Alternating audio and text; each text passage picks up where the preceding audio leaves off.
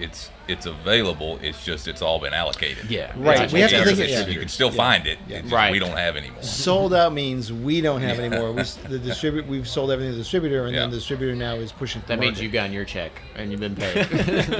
Well, not always. But you want to make sure that it's not sitting on shelves either, right? You got to make sure you're still out there doing your marketing and. We have two customers. We have a customer we sell to the distributor, and then we have the end customer who's standing there. So our sales are concerned with our distributor customer, and I'm concerned with you standing in the shelf or in the bar buying the product. That's the way we look at the world. Mm-hmm. For sure. Yeah. So talk about like the blends themselves, because I know that a lot of these you're doing a lot of. I don't know, is tri-state the way to really put it? You're doing some Kentucky, Tennessee, Indiana. What's sort of like your ratio when you're looking at these? Because is it 35% Kentucky? I'm sure it's different here and there, but like where do you start at? Because there's got to be by now base or something. You got to have some sort of formula that you think in your head, like, okay, we know this is where we should start. How about you just tell us exactly what's in every blend? What's your mash bill? Let's start with what's your batch blending one. mash bill? Well, we stopped doing the mash bill because we couldn't do the math on it anymore. Because there's different bourbons, they had different mash bills, and from different states, different mash bills, and then what percentage of those barrels, and it was getting me, 27.2%. It was just, the math was too hard. We really truly don't have a starting point. The barrels lead us. We let the barrels lead us into what makes sense. And sometimes it will be more Indiana forward, but a lot of times it's Kentucky, it's Tennessee forward. Mm-hmm. And then a lot of times it's surprisingly, sometimes it's only 10% or 20% of a particular group that makes that influence. So we have no real standard or no blueprint that we start with. We really do let the barrels lead us to the answer. So in your opinion, when you're tasting each one of these different regions, different kinds of bourbons, what are the notes that you're pulling out? Like if you're tasting something from Indiana versus Tennessee versus Kentucky, do you think like where the distillery you're pulling from each has their own uniqueness to it, or is it based by state? Like what do you kind of see that as? I think we have. Well, let's back up and look at it from kind of the production standpoint, where you have we're all in this same sort of region where we actually get 4 seasons, which is very beneficial for us. And then look at the different distilleries that are going to use different yeast strains with different grain bills to create these different flavors. And then you stretch those out in warehouses to, say, northern Kentucky down into southern Tennessee, and you're going to see variations of flavor development across that region. So then being able to go in and say, I'd like to get a spicy bourbon from Indiana, or I want to get a fruitier bourbon from Tennessee. I think you're able to do that because of the different, again, yeast strain mash bill, and then the difference in the warehousing, maturation. Well, what the next question people want to know is, where are you getting these barrels? We go to the barrel store. The barrel getting place. Yeah, we get them there. Let me throw something. I mean, if you want to go down this road, something completely different that we're working on. Speaking of different states, is we're about to blend a totally different product, an American vatted malt product. So there are a lot of incredible American single malt producers in the United States. You can't call it Scotch because it's in Scotland, and there isn't even really a category for malt. It's either malt whiskey, which malt whiskey technically has to be in new barrels, and a lot of times the malt producers want to put it in used barrels. So we're going to be working with 6 or 8 distilleries. We are working with 6 or 8 distilleries from around the country: Arizona, New Mexico, Washington, New York, Texas. I think I may be missing 1 or 2. And so we're getting barrels from all over the country, and we're blending those. So you're going to see some real, incredible regional differences when we put this together. That's one of the next projects we're working on. What makes up a American malt whiskey? Like somebody that doesn't know, aka me. Yeah. What is it? Makes an American malt whiskey. You want to take this, or it's malted barley. Okay. And so it's generally. Majority is malted barley, and and sometimes there's some corn in there, but for the most part, it's distilled single malt malted barley. So that's the primary grain, I guess. Yeah, Okay. that's great. So this is a little bit different than bourbon. Sure. And there's there's a group that's actually lobbying to the TTB, trying to get the malt category to create something for us being the distillers. What is it that you like about the malt that's gonna, I guess, fit the barrel profile or blends or whatever? Well, it's Yeah, I was like, can this compete with Forbes Whiskey of the Year as well? Like, how many medals can this win? I don't know. That's sort of a nice accolade. We don't. It's not our goal. We love hearing other people talk about our products, and but the goal is to make a product that people really love to drink. I don't know. I mean, this hasn't been done before, but the inspiration of it was we taste a lot of whiskeys and we know a lot of producers, and there is just an incredible amount of really high quality single malt producers in the United States, and they're relatively unknown. I shouldn't say that. I mean, of course, it's Balcones, everybody knows them, and then there's Westland, everybody knows those guys. But there are a lot, when you start getting into the smaller ones, there are a lot of people don't know.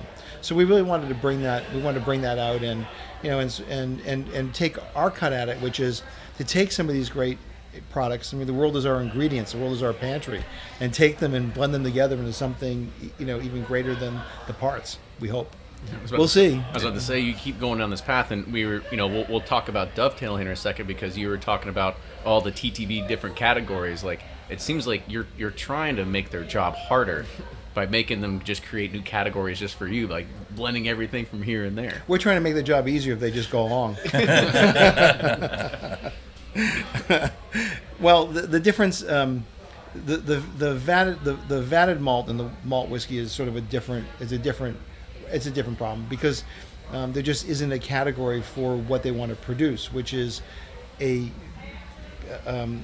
straight malt whiskey that does not have to go into a new barrel. Right. Because most Scotch, all Scotch, is in used barrels, and there are different properties, different characteristics.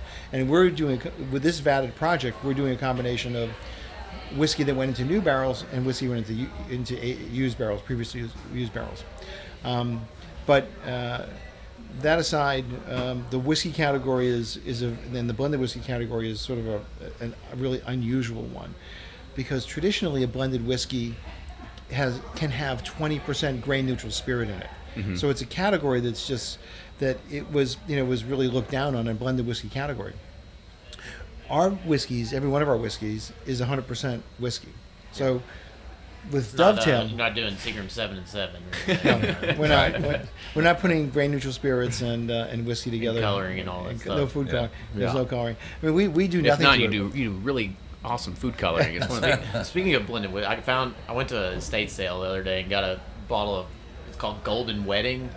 It was like from the 30s or something. Wow. And it was a blended whiskey, but I was like, oh, this is gonna be great. And it was terrible. And you could tell it was Nutri-Grain spirits with like brown dye in it or something. Oh, probably ground up beetles. Yeah, exactly. That was an ingredient of bourbon in the in the early 1900s and late 1800s. It tasted worse than that. I wish it was. It was color. They used it for color. Ground up beetles. It was creosote too, a little bit. Oh. But so the Dovetail is. I think the Dovetail is an interesting project. Originally, it was going to be our whiskey number 6, and so. And what's in it is... That was the name. That was the original project. Well, we name? have a series of whiskeys. We have barrel whiskey, and we do them in batches, just like the bourbon. So it was okay. This is the next one, and what's in this product is 11-year-old Indiana whiskey that we finished in Dunn Vineyards Cabernet barrels. Dunn Vineyards is this really incredible Napa Valley 100-year-old family vineyard, and they make an incredible, rich, lush Cabernet. And so we got their barrels, and we finished that whiskey in it. Then we took some Tennessee bourbon and finished some of it in rum casks. So our rum casks, we bring rum in from the different countries. It usually comes in a steel container because the barrels will leak all over the place. We put it in ex-bourbon barrels, and then when we're finished, we dump it out, and we take those ex-bourbon barrels that had rum in it and finish some bourbon in it for this product. We also have some bourbon finish in late vintage port pipes. So there's a combination of different whiskeys in here with different finishes, different proportions. We blended it, and sent the label off to the TTB, and 6 months later. Oh, yeah. And for everybody at home, this is what we're talking about, the dovetail. So what's the? We couldn't call it whiskey. Yeah, so what's the category that this is filed under? So then? this is technically a distilled spirit specialty. Okay. Which is in the same category that you can have Good. bubblegum flavored vodka, and you can have 100% whiskey. So it's a little bit of an odd category. But it's fine that you have that, because this is like the one product that I see, like, people are like, this is actually really good. Like, you got to go out and get some. And I'm trying it right now, and yeah, I'm kind of floored, like how really good it is. I mean, you get those bubble. That's what we're going for. You get those bubblegum notes. You get some of that. It a lot of reminds me that. of a grape airhead. You know those like chewable. Man, you come strong. You know the chewy candies as a kid. You know the like strips or like fruit by the foot. You know, like something like that. It's, like you said, you love those juicy fruit kind of. That this is like. You get those notes. We're happy to get those notes. Sugary kind of grape notes. So yeah. Well, we want to bring you back to your childhood. That's what we're. I do. I try to take everything I've had in my childhood. I'm like, all right, I taste this and that or whatever. So it totally reminds me of that. And one thing that you just kind of just piqued my interest a little bit when you were talking about like all these different barrels and all these different things you're doing. You could almost open up like your own like week-long vacation where bourbon nerds could come in and they could just pay you to be there for a week, and they could just sit there and just play around and experiment with everything and try to like make their own sort of crazy blend. I mean, because this was, I got to ask like how you got to this idea that we should blend these two together. Yeah. Why didn't you stop at the Indiana Dunvineyards, blending the Cabernet? Is it because like that's been done whatever before. yeah wine That's a great question. wine finished barrels are like so passe, like everybody does them now? Well, we are always trying to try different and new things, but we have these meetings where we all get together every month, 2 months probably, and we just brainstorm ideas. What is the most crazy thing we can do? What's the you just tell the story about the Tale of Two Islands. So that was a meeting where we sat down and we needed some what we call like one-off projects that we like to work on, and we knew that we wanted to use some of our leftover Jamaican rum from batch 1, and so we wanted to do a finish, and we didn't know what we were going to do, and we had like 20 samples set up in front of us, and so what do we want to do, this finish or that finish? And at the very end there was a blend of the rum with some Isla Scotch, and we thought there's no way this is going to taste good, and it's the one we like the best, and so we put that in a bottle and called it Tale of Two Islands, and it was phenomenal. So you're blending Scotch now too. Cat's out of the bag. We do blend Scotch into Infinite Barrel, and Irish whiskey. Yeah, but those casks are what I love about those casks is it's a Kentucky distillery, so I can't say that which one. And then it went to a great Isla distillery, which I can't say that name either. And we got the barrels with both their names on there. Why do you think that is? Like in the sourcing, like I would think they would want to know, like, or want to be able to tell, like, hey, this came from us. Like, why do you think they do that? Well, I think there's a lot of reasons why people do it, but part of it is they're protecting their trademark. So, in other words, they wouldn't want us to capitalize on their trademark. So if we pick any Kentucky distillery, and if we use their name, they would sue us. You know? Barrel Bourbon brought to you by XYZ. Yeah, whatever, but that is true. And Kentucky is a litigious state, so it's it's sort of yeah. I agree, but I mean, this is a fantastic blend. Like, this is the first time that I've tried it, and it's definitely something that I was just kind of like, wow, I didn't expect it. This is the first like whiskey blend or whatever category it is you want to call it that I could eat this with a ribeye almost. Like, it would go perfect, like with a big fatty steak, or even like a dessert. Yeah, or as dessert, well. but, I mean, just like a dessert kind of finish but after like the dinner Cabernet, drink. like really is. You can taste it, and like kind of reminds me of some of those big bowl cabs I like. I'm glad you like it. You can. It pairs with so many different things. I'm going to Ruby's tomorrow night. I'm gonna take my bottle with me. Take it. Be like, I mean, you put it cork fee. Put it in your flask and just pour it underneath the table there. So what's next on the Actually, horizon? I just got I should clarify one point, which is okay. when we do our brainstorming, it's the company. We all get together. It's not just we spend too much time together anyway, just doing stuff. But, but how many is in the company now? Let's see, 9. 9. Okay. Mm-hmm. Yeah, we're up to 9 people. When you started, did you envision it getting this big? Do you envision getting bigger? Like, what? Are you happy where it's at? I mean, kind of talk about it from a business standpoint. We're happy with the growth. We're ambitious. We want to be as big as we can grow.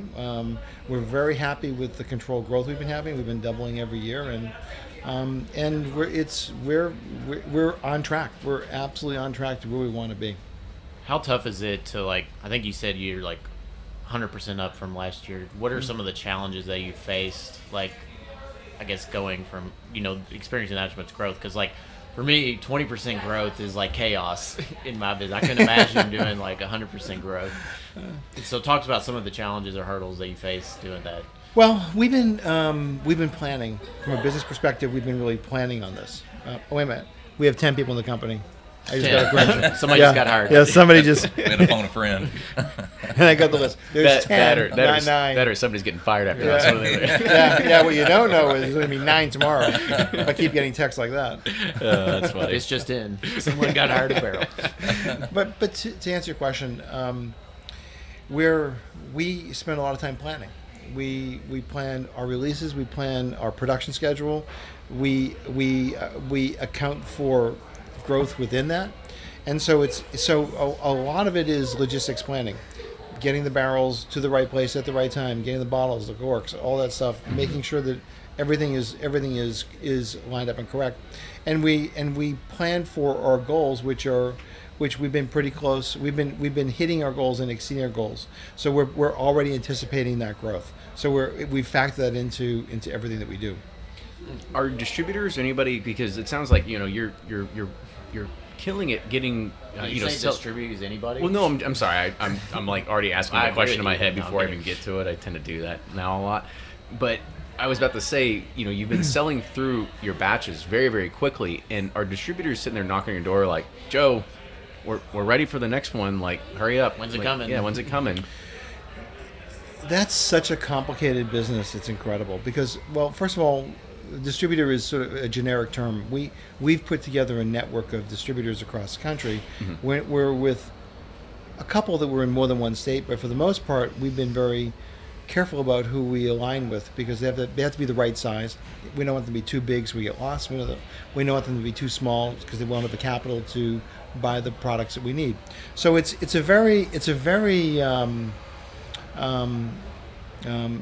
not such a straight line, and some are better than others. Some are better. Others are planning, and some are right on top of the releases, and others they need a monthly call to say, by the way, did you put your purchase order in? And then it's not usually because they don't want to. It's because they have a lot of products and they're torn in a lot of different directions. Mm-hmm. But it's a very that whole aspect of the business is just different. It's different from any other business. Because it's like you're dealing with 50 different countries. Every state has its own laws. There's the federal layer, but every state can trump it. And then you've got 13 control states, which are all entirely different, and they're all government state run. But each one of those has different regulations and rules. So and then you have what's called franchise states, which are states that you make an agreement with a distributor, and you can never leave. Mm-hmm. No matter what the contract says. I've heard about those. It's not fun. Yeah. Yeah, because you got to be careful. You partner with somebody and they kind of just screw you over, and you're stuck, right? You're contracted in for X amount of time. But we've had good relationships. Yeah. Because our products are selling, and so they do well, and then they're happy. But if you don't do well, then they're not happy. Then that's a different story. Well, good. Yeah. So if you're not going to come out with like Barrell vodka yet, and then that's going to be sitting on the shelves. Is that? I think Fred's been telling us that we should do that. Oh yeah. Yeah, he's an advocate for it. Yeah. You know how much he likes vodka. Oh yeah. I think he's got T-shirts and hats and everything. That how much he loves it. Oh, yeah. Absolutely. No, we're not going to do vodka. So from your side of the business, would you guys be for online sales or absolutely shipping across? Okay. My original business model I wrote was all online sales. Yeah. but because it just, and the thing, the reality is it doesn't affect the distributors. It actually helps distributors. It would open up another channel and save them money, but they've got to see that point, the connection. Oh no, the more we do with online, where do you think better. the disconnect is with them? Is it? I mean, I guess just anything with bourbon or liquor, everything's so like old school. They don't want to change. They're like, I don't know. They're just stuck in an old mindset. You've got big aircraft carriers traveling, and in order to turn those around, it requires a lot of energy. A lot of people and a lot of regulation. It's all that sort of stuff combined.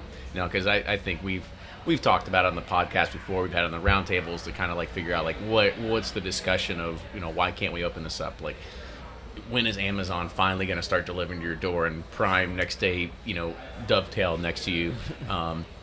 And when people are going to start setting up online scrapers to go ahead and buy allocated products, like as soon as it hits Amazon or something like that, right? So the day could come. It probably will come. It's just who knows when it's going to be. But I kind of want to talk about, you know, a little bit more about Tripp, you know, the operation side of this, because I think that really what people want to know more about is the blends and everything that's going into this. So kind of talk about really what's next on the horizon for you all. And are you worried you're going to run out of ideas? Yeah, and because there's other thing that you talked about before we started recording this is you were saying that you guys are tripping over barrels at your warehouse. Like you've got that much stuff going on. And if you're ready to sell some, we'd be happy to take any off your hands. That or we'll just go and make our own blend. I know. There we go. So Pursuit Series blend. The process logistics get a little tricky when you've basically grown out of your space. So all the way back to what we order and when we order it. So Joe and I'll have an idea what we're going to do. So we're going to have a dovetail and a batch of bourbon. We'll have to do infinite, and we'll just have a list. And then in our minds, we'll go through and figure out what barrels we think are going to go in each of those, plus what we already have in house. So we'll ship everything in order, and as it comes in, it literally comes off the truck, goes to the dump trough, gets dumped into the tank. Empty barrel goes back out and onto another truck because we don't have room to keep the empties in there. So that process goes on for an entire day when the truck's delivered. So that's kind of how we get our base. And then once we have the base for whichever project we're working on, it then becomes the treasure hunt of what flavors are we missing, where do we find them, and how do we put those together. But it's a bit of a logistical mess to do all that in a small space. And it was kind of funny, the last time we got 3 trucks in one day, and for our space that's a ton, and we had to strategically place them in the facility so that right up front where the tanks are, we had tanks, forklift, dump trough, and then we just started working our way back, dumping barrels, working, because there was no room. There was a path through the play. That was it. And just it used to be a 2-dimensional problem. What was on the floor? Yeah. Now it literally is a 3-dimensional problem. Right. It's like Tetris. We're up 4 levels. Oh wow! Of barrels that we have to move around. And just so people understand, at least I think my knowledge. So a truck is about 96 barrels. Is that about what comes in them? Depending on how they're shipped, yeah. Yeah. Or so 84. Depends if they're up or down. Yeah. If they're up or down. Yeah. Yeah. I guess it's true. I guess it makes spatial recognition space. Yeah. So What do you get, 4 on a pallet? Well, if you do 6 pallets, it's 84 based on weight. But you can get. I'm lost. I don't do math. Okay. Yeah. But you can do it without the pallets, and you can get a few more. Gotcha. So you ever But that's worried? more work. Oh, yeah. That's more human work. Yeah. Mhm. Yeah.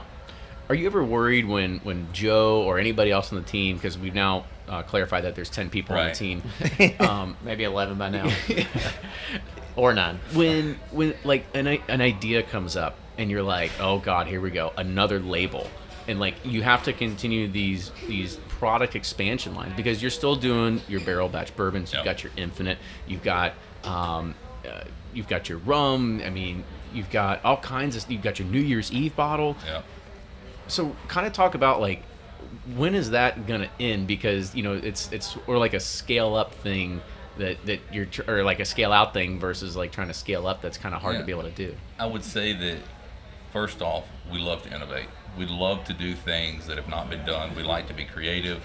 Come up. We've got a stack of ideas that if we had more time, we would be able to do. So we love that. We don't want that to stop. when we talk about, the batches and the expansion and everything, when you look at someone who does a product the same way every single time, which there's something to be said for, they've already got a cola, they already have all that stuff approved, they know what's going into that bottle. It's just a matter of doing the same thing every time. Every time Joe and I put something together, we start from square one. So the bottle doesn't change, the shape of the label doesn't change, but everything that's on the label, front and back, changes, which means it has to go get cola approvals and then come back to us. Everything that's in that bottle is going to be different, which means we've selected different barrels, we've come up with new ideas, we put different blends together, and then once everything is approved, we've signed off on the blend, it gets bottled, cased, and shipped. So every single time anything goes out from Barrell Craft Spirits, we've started from square one to create that, and then on top of that, trying to constantly innovate and better ourselves with each new product that we release. So purposely inefficient. Is that the best way to put it? Well, the one thing that we have done is we spent a lot of time in the original label design, creating the structure of the label, and we have essentially a matrix of product. So, and we fill in. So there's by type, whiskey, rum, rye, now DSS, and rum, and then there are different levels of that. We're at essentially 3 price points, and all of our products fit into those 3 price points to make it easy for the customer and the distributor. And so then it's a question of creating the content for the label that fits that particular metaphor of that matrix. So we've again, everything we've done is a lot of real advanced planning. There's some things look haphazard, but they're really not. We've actually done a lot of the thinking about this already in advance. We spend a lot of time planning.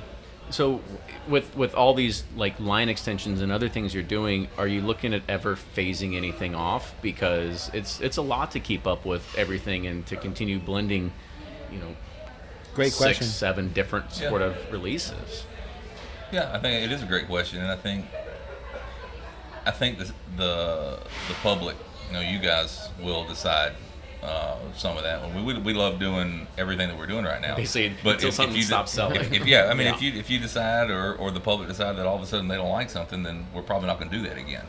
But currently, we're having fun putting all this stuff out there.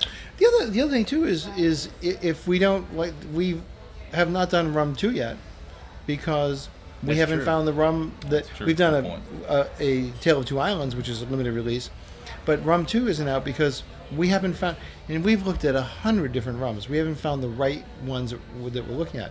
We're about to do a rum project because we did just buy a lot of rum, and I think that what we have is going to be interesting. It's a combination of at least Jamaica, Barbados, Guyana, and maybe even Martinique. We'll see. I'm not sure. And when that's right, we'll release it. But we don't feel the need to have it. The only product we want to have out there all the time is our bourbon and whiskey. But if the rye isn't the one we want, then we'll wait. Rye 3 we're kicking around Rye 3 right now. I was about to say, it's like you don't see a whole lot of the rye on the shelves. Like that's kind of a really kind of hard to find product. And I think, correct me if I'm wrong, you were doing a few like single barrel ryes this year as well. We did a fair amount of single barrel Canadian ryes. They were 13 years old, and they were 99 or 95% rye. They were spectacular. Yeah. We have another Canadian ryes. They're good. We Canadian rye. If you leave it alone and use they have a lot of those grape and juicy fruit flavors that you guys like. So I'm not surprised that you all like those. Yeah, and the one we are about to acquire a lot of Canadian rye, and the first thing the Tripp tasted was bubblegum on it. It's so true. It's a very bubblegummy. How's rye. I got a question about the buying rum and sourcing. Is that similar to the bourbon game? Like, is it similar? Totally different. Like, totally different. Okay. Because I know with bourbon you got brokers and all that stuff, and you don't really talk. How's that process work with rum? Pretty sure you just get a one-way ticket to the islands and hang out there for a few months and tried that already. Yeah, shake a few hands and figure what you can do. It's very different, and it depends on the distillery, but there's a lot of spirits of. You just have to know where to get them. And rum, aside for a couple of very specific distilleries, it's readily available. I mean, there's you'll notice there's a lot of rums from Central America. There's rums from South America out there now, and they're all very different. I mean, some of them are just too much sugar for us. It's not what we want. We tend to really like those the purest funky kind of things. Yeah, the funky dunder, the fermentation distillation process. Just really heavy duty fat rums. Real oily. I was about to say, so if you guys do a lot of just bourbon whiskey and it sells, then why rum? Like why? It's I guess it's one of those things. It's Fred told him to. Well, no, I mean you look at it. Good. You look at it from a business perspective, and you're like, okay, like we're gonna chop off like the dead weight. Like is rum a dead weight to you, or is it still like that's still experimentation? Well, think about it this way: the person who drinks our rum is really a high-end whiskey or bourbon drinker. So you're not going to take our rum and mix it with Coke. I mean, this is not a light rum or white rum. These are serious products to drink. So there's a natural crossover between some of the high-end whiskey drinkers to some of these sort of vintage or really esoteric rums. They're not for everybody, and I don't even believe that rum is the next whiskey category.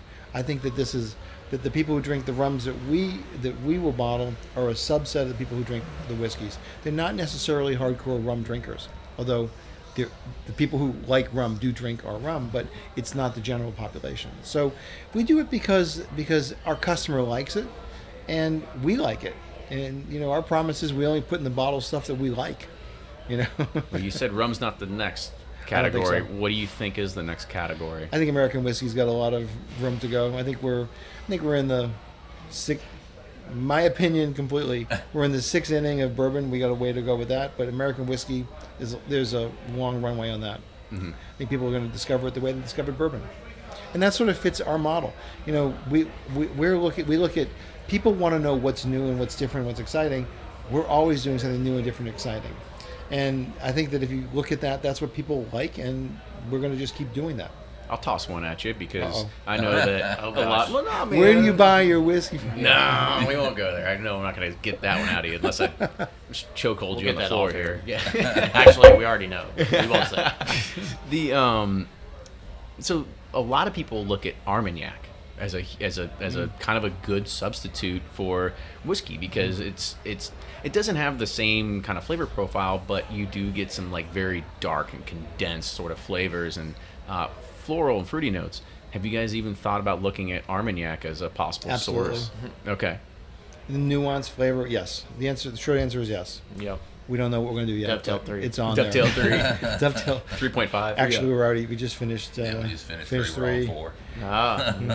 So talk about 6, talk about 3 real quick since it's probably going to come out. So kind of talk a little bit about like what was in the blend. Is it a little bit different than what we're drinking now? Like kind of talk about that a little bit. Yeah, we were just talking about that. Yeah, the interesting thing about Dovetail is that it is going to be a little bit different every time, but we do use the same similar ingredients in that the barrels are the same, but grapes change every year. So the wine that was in the barrels that we may get next time might be a little different than what we used previously. So there's going to be some flavor differences there. We might use a different rum barrel. We might use a Jamaican rum barrel instead of a Guyanese rum barrel, or all of those things are going to put subtle differences in there. But at the end of the day, when everything's put together, you still taste all of the same flavor characteristics, but a lot of them are in different concentrations. So it's a similar experience, but it's not the same experience.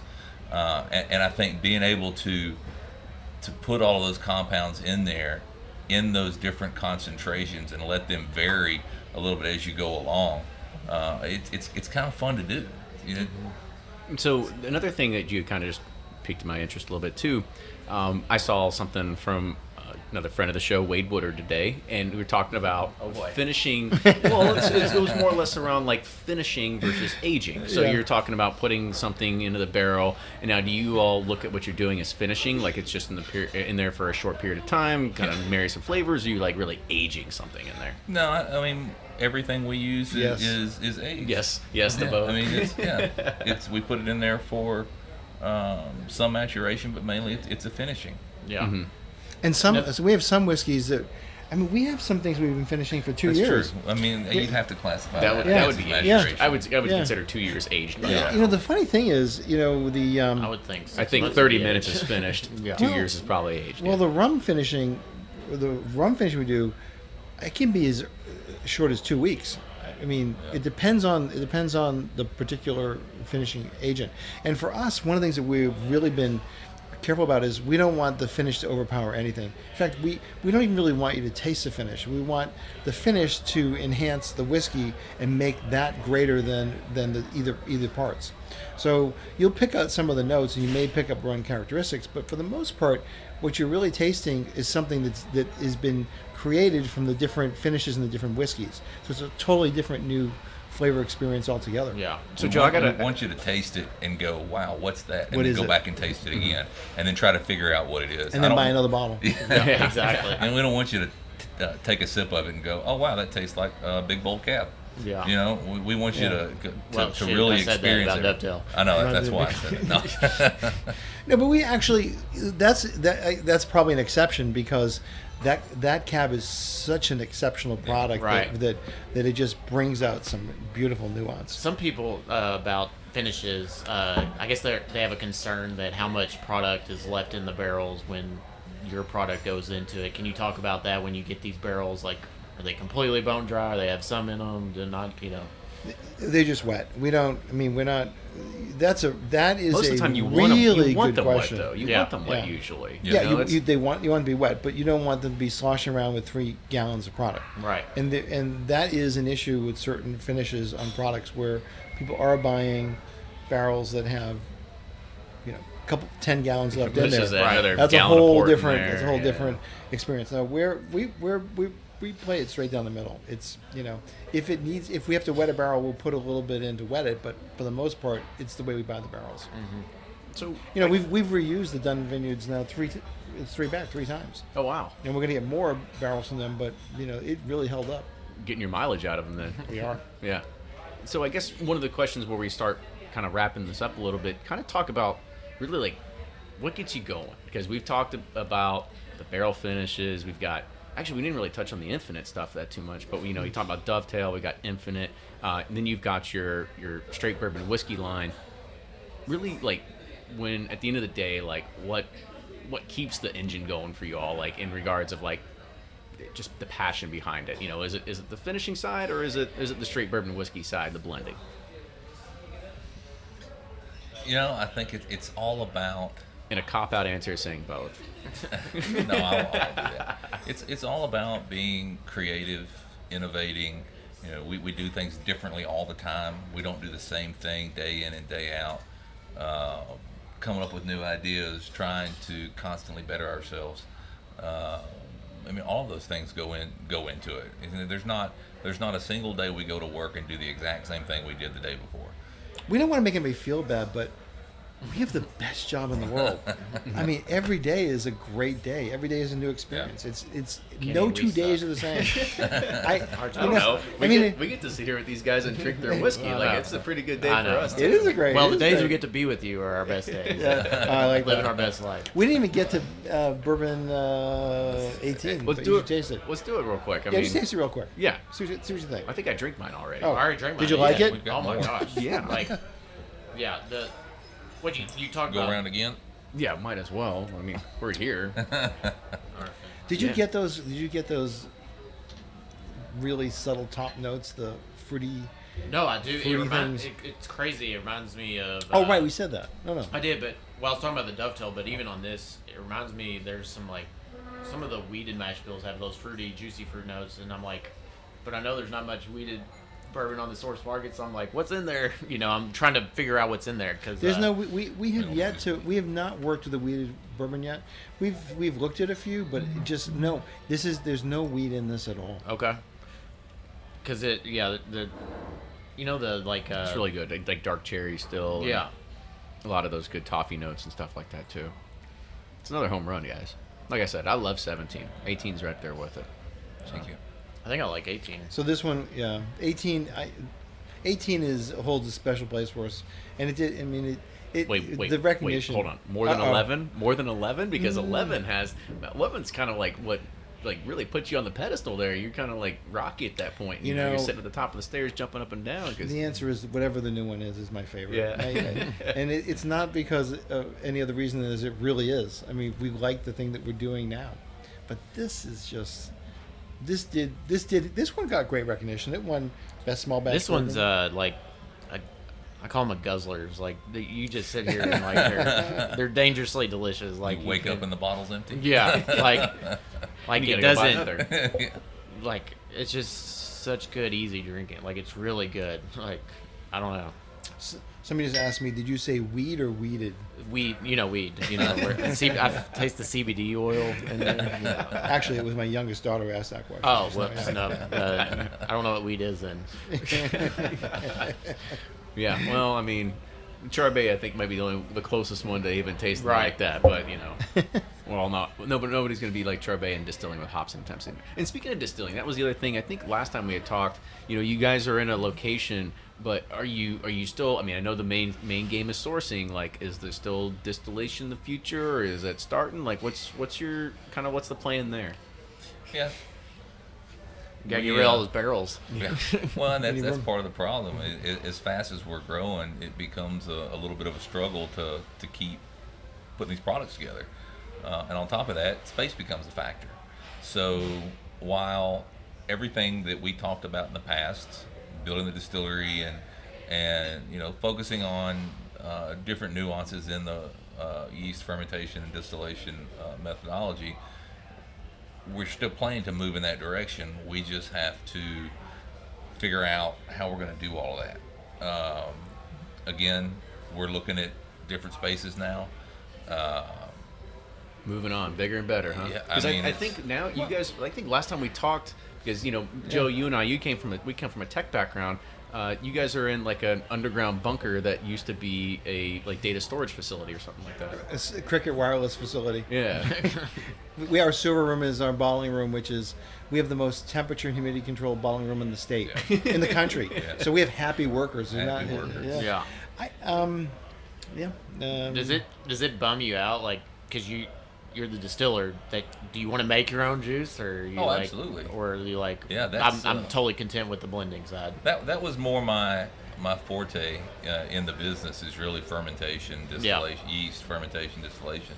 The blending has been fun. It was something that in my previous life I hadn't put a whole lot of focus on, and then meeting Joe and our collaboration has really opened up more doors on creativity, putting things together. And really, I think that we've only told part of the story, say half of the story, as far as blending and flavors are concerned, because there's a whole nother side of this story that comes from yeast fermentation, distillation, and maturation. And when you understand where to go to get the flavors that we talk about in these mature barrels, then you can start creating the things that you're after, and instead of going to find them, you can make them on the front end. Yeah. So there's a whole nother piece to this puzzle that hopefully one day we get to share. So you're still. I think just to sort of remember, we tend to look at things a little bit differently. So we went down the road when we did the planning on the distillery on becoming a production facility, and then we realized that that's not really what we want to do.